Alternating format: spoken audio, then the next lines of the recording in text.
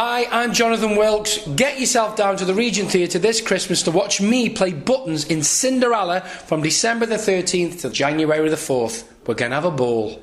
Classic hits and today's biggest tunes. Six Towns Radio. So I'm with Christain Patterson, of course.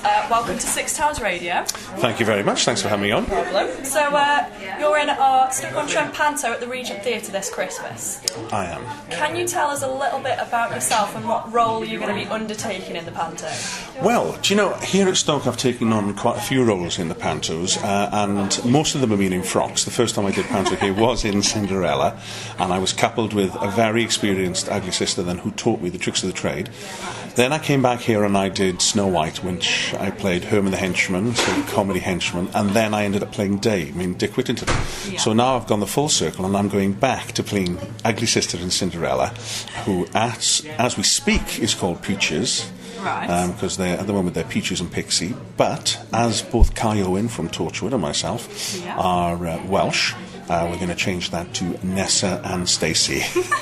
It's got to be done, hasn't it? It's got to be done, yeah.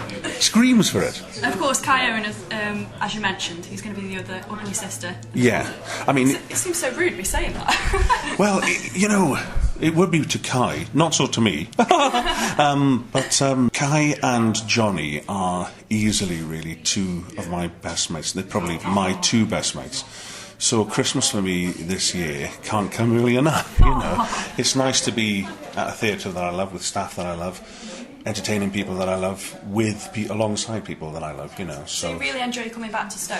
Yeah, I've done lots of visits to Stoke. Plays and musicals. I was here last year with Journey's End, which was a World War I play. And here, the first time I came here was in 2006 with Guys and Dolls, in which I played Nicely and Nicely. So, yeah, and of course last week I was judging Stoke's Top Talent. Yeah, who of course Carrie-Anne Williams, just spoken to, absolutely phenomenal voice, hasn't she?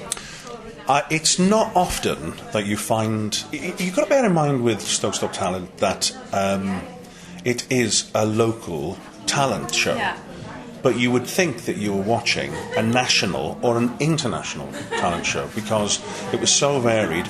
Carrie-Anne was the clear winner for me on the night, but Energy could have won it, and there were so many people. David, there was some great talent on show, and it's all from this local area. It is fantastic to get the local talent out there and showing what Stoke-on-Trent can do as well. Yeah, I mean, you've got to bear in mind you've got some of the greatest entertainers in the world come from here. Obviously Robbie and Slash as well. Jonny's a great round entertainer, great all-round entertainer. You've had some great sportsmen come from here, Phil the Power Taylor's a good friend of mine now, and it's this little pocket of talent, this hotbed of talent, shall we say? A hotbed of talent is Stoke-on-Trent. Ad-libbing, yes, got to be mentioned. How do you get away with it? Some of the things you say, it's hilarious. Well, to be honest with you, I have no edit button.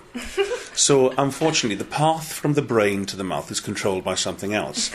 And it literally is like a running tap. Something happens in my brain where the hot water tap switches on and just this stuff flows out. And Jonny's the same.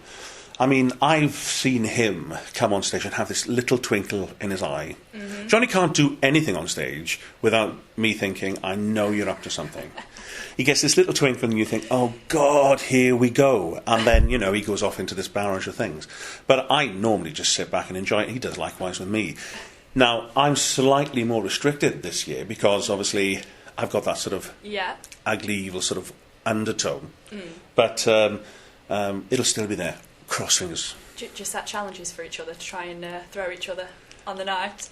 Do you know, we're so naughty, we don't have to.